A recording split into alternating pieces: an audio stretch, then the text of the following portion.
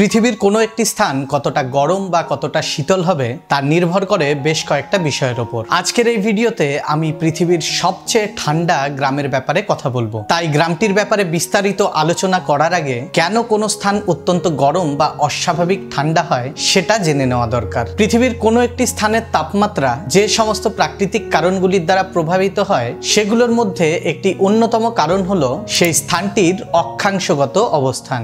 সহজ করে বললে আমাদের গোলাকার পৃথিবীকে বিষুব রেখা নামের একটি কাল্পনিক রেখা দ্বারা দুটি সমান গোলার্ধে বিভক্ত করা হয়েছে। এই বিষুব রেখার কাছাকাছিতে থাকা স্থানগুলিতে সারা বছর ধরে সরাসরি সূর্যালোক পাওয়া যায়, যার ফলে সেই সমস্ত স্থানগুলিতে অনেক বেশি তাপমাত্রা পরিলক্ষিত হয়। কিন্তু নিরক্ষরেখা বা বিষুব রেখা থেকে একটি স্থান যত দূরে অবস্থিত হয় সেই স্থানে সূর্যালোকের পরিমাণ তত কম হয়। ফলে সেই সমস্ত স্থানগুলিতে নিরক্ষরেখার কাছের স্থানগুলির তুলনায় তাপমাত্রা অনেক কম হয়। যেমন ভারত বা বাংলাদেশের তুলনায় রাশিয়া নিরক্ষরেখা থেকে অনেক দূরে অবস্থিত, তাই তো রাশিয়ার তাপমাত্রা তুলনামূলকভাবে অনেক কম থাকে। কোন স্থানের অক্ষাংশগত অবস্থান ছাড়াও সেই স্থানের উচ্চতা তার তাপমাত্রার তারতম্যের জন্য বিশালভাবে দায়ী হয়। যে স্থান সমুদ্রপৃষ্ঠ থেকে যত উঁচু হয় সেই স্থানের তাপমাত্রা সাধারণত তত কম হয়। এবার আপনার হয়তো মনে হচ্ছে এই রকম কেন হয়। আসলে সমুদ্রপৃষ্ঠ থেকে যত উচ্চতায় ওঠা যায় বায়ুমণ্ডলীয় চাপ তত হ্রাস পেতে থাকে,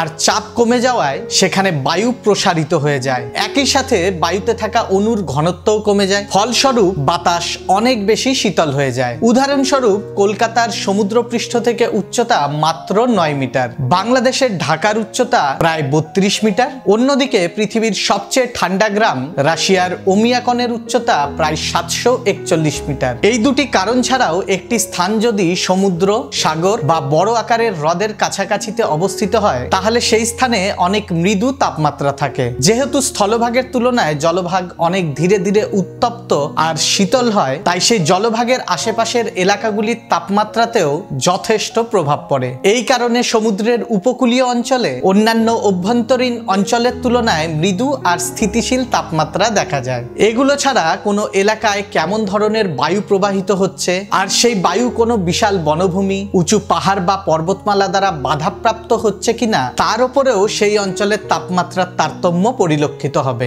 অবশেষে বিভিন্ন মানবিক কর্মকাণ্ড যেমন বন উজাড় করা, কৃষিকাজ আর শিল্পায়নের মতো ক্রিয়াকলাপ একটি এলাকার তাপমাত্রাকে প্রভাবিত করতে পারে। যাই হোক, মোটামুটি ভাবে তাপমাত্রার তারতম্যের কারণগুলো তো আলোচনা করা হলো। চলুন এবার আজকের ভিডিওর মূল বিষয়ে আলোচনা করি। ওইমিয়াকন হলো পৃথিবীর সবচেয়ে ঠান্ডা গ্রাম। এটি রাশিয়ার শাখা প্রজাতন্ত্রের ওইমিয়াকনস্কি জেলার একটি শীতল অঞ্চল। ইন্দিগিরকা নদীর তীরে অবস্থিত এই গ্রামটি হলো পৃথিবীর সবচেয়ে শীতল স্থায়ী জনবসতিপূর্ণ গ্রাম, তাই সেখানে সারা বছরই প্রচুর ঠান্ডা থাকে। ওইমিয়াকনের মোট জনসংখ্যা প্রায় 900 জনের কাছাকাছি। যদিও সেখানে বহুকাল আগে থেকে ইয়াকুট আদিবাসী লোকেরা যাযাবরের মতো জীবনযাপন করে আসছে, তবে বর্তমানে সেখানে প্রায় সবাই স্থায়ী বাসিন্দা। অতিরিক্ত শীতে সেখানকার চারিদিক বরফে ঢেকে যায়, তাই শাকসবজি বা অন্যান্য ফসল চাষাবাদ করা সম্ভব হয় না। এই কারণে সেখানকার লোকেরা মূলত পশু শিকার, রেনডিয়ার পালন, পশুর পশমের ব্যবসা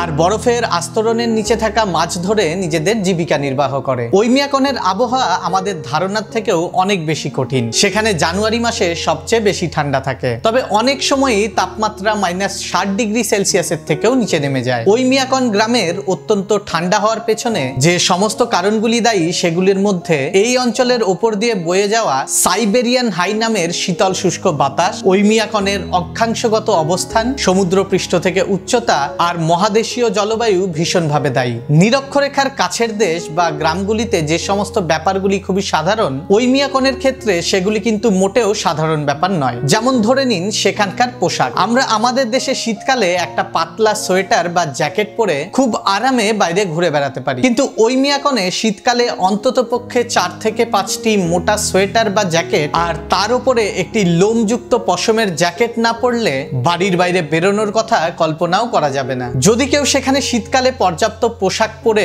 বাইরে না বেরোয় তাহলে ফ্রস্ট বাইট হওয়ার বিশাল সম্ভাবনা থাকে। যারা জানেন না ফ্রস্ট বাইট কি তাদের জন্য বলি, যখন কোনো ব্যক্তি পর্যাপ্ত সুরক্ষা না নিয়ে ওইমিয়াকনে অত্যন্ত ঠান্ডার সংস্পর্শে আসে তখন তার হাতের ও পায়ের আঙুল, কান, নাক, গাল, ত্বক আর অন্যান্য কোষগুলি প্রচন্ড ঠান্ডার কারণে জমতে শুরু করে। ফলে সেই অঙ্গগুলি ফেটে গিয়ে রক্ত বেরোতে থাকে আর আক্রান্ত অঙ্গের সংবেদন হারাতে থাকে।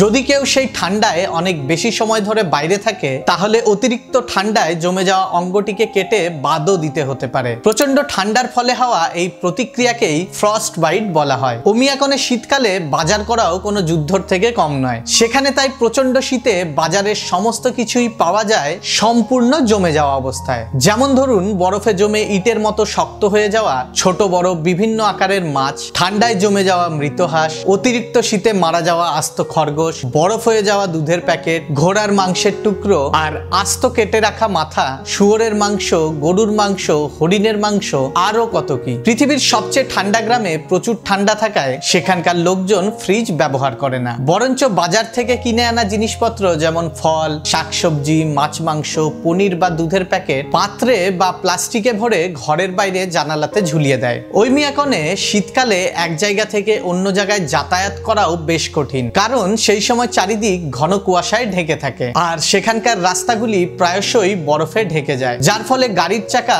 অনেক বেশি পিছলে যায়, তাই দুর্ঘটনা হওয়ার সম্ভাবনাও অনেক বেড়ে যায়। সবচেয়ে মজার ব্যাপার হলো সেখানে শীতকালে একটি গাড়ির ভেতরে মানুষ থাক বা না থাক সেই গাড়িটি 24 ঘন্টা চালু অবস্থায় থাকে। এর কারণ হলো একবার যদি সেই গাড়িটি কিছুক্ষণ বন্ধ হয়ে যায় তাহলে অতিরিক্ত ঠান্ডার কারণে পুনরায় সেটিকে চালু করা প্রায় অসম্ভব হয়ে যায়। জেনে অবাক হবেন সেখানে শীতকালে ঠান্ডা এতটাই বেশি থাকে যে গরম ফুটন্ত জল বাতাসে ছড়িয়ে দিলে 1 সেকেন্ডের মধ্যে তা বরফে পরিণত হয়ে যায়। আবার জামা কাপড় ধোয়ার পর বাইরে মেলে দিলে অল্প কিছুক্ষণের মধ্যেই কাঠের টুকরোর মতো শক্ত হয়ে যায়। ওমিয়াকনের ব্যাপারে জানার মতো আরো অনেক কিছু আছে যা একটি ভিডিওর মাধ্যমে তুলে ধরা সম্ভব নয়, তাই আজকের মতো এখানেই শেষ করব। আশা করি এই ভিডিওতে তুলে ধরা সমস্ত তথ্যগুলোই আপনাদের ভালো লেগেছে। ভালো লেগে থাকলে একটাই অনুরোধ, লাইক, কমেন্ট, শেয়ার আর সাবস্ক্রাইব করে আমাদের সাহায্য করুন। ধন্যবাদ।